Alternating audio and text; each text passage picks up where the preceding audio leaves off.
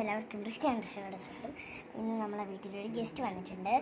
എൻ്റെ വീടിൻ്റെ അടുത്താണ്. അപ്പോൾ അവൾ ഇന്ന് അംഗനവാടിയിലാണ്, ചെറിയൊരു കുട്ടിയാണ്. അപ്പോൾ അവൾ കട്ടയില്ലേ, ഒട്ടിച്ച് കളിക്കുന്ന കട്ട, അത് വെച്ചിട്ടൊരു വീടുണ്ടാക്കുന്നുണ്ട്. ഞാൻ കാണിച്ചു തരാം. അവിടെ ഇരിക്കുന്നുണ്ട്. ഓള് വീടുണ്ടാക്കുകയാണേ. വണ്ടിയൊക്കെ വെച്ചിട്ടില്ല.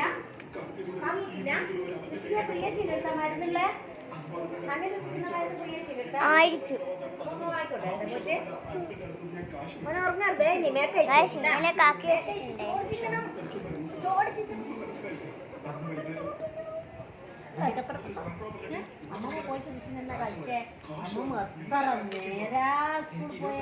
നിങ്ങള് വീട്ടിലൊക്കെ ഇങ്ങനെ കട്ട ഉണ്ടെങ്കിൽ കമന്റ് ചെയ്യാം അല്ലേ?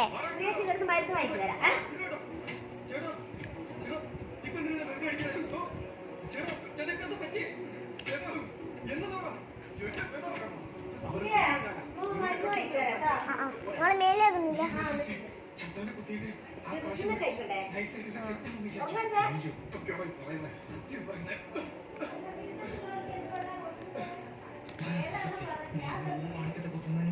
മാണിക്കത്തിന്റെ കാതിൽ നോക്കി നോക്കി രക്തം വരുന്നുണ്ട്. ഞാൻ മെയിൻ ഓഫ് ചെയ്തപ്പോ ആ കുരാളി പുറത്തേക്കുന്നത്. ഞാൻ മാണിക്കാണെന്ന് കരുതി പേടിച്ച് മാറിയിട്ടില്ല. 50-50 കിടങ്ങാൻ സമ്മതിക്കാം, അല്ലെങ്കിൽ ഇപ്പൊ തന്നെ എല്ലാം ഞാൻ പോലീസിനോട് പറയും.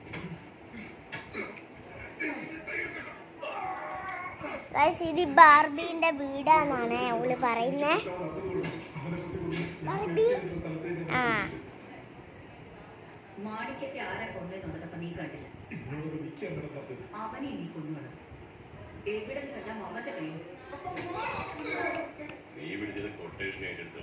അവൻ മറ്റൊരുത്തിന്റെ പേരിൽ തെളിവുകളുണ്ടാക്കി. പഴയ തടവുകാരുടെ സ്റ്റൈലിലൊക്കെ അതാണ്. ഈ കൺഫ്യൂഷൻ എനിക്കുണ്ട് സർ. പൊള്ളി ചെന്ന കാര്യം അറിയാൻ പറ്റും. നീ ഇപ്പൊ ഒരു ജയിലിലേക്ക് പോകണ്ട. ഇപ്പൊ മരിച്ചുപോയ പയ്യന്റെ പേരെന്താ? വിഘ്നേഷ്. ആ മർഡർ കേസിൽ ഇവന്റെ പേരിൽ എഫ്ഐആറാക്കി. ഇന്ന് നീ 50 മണിയുടെ കേസിൽ ഇടപെടണ്ട. ഈ കേസിന്റെ കാര്യം ഞാൻ നോക്കും.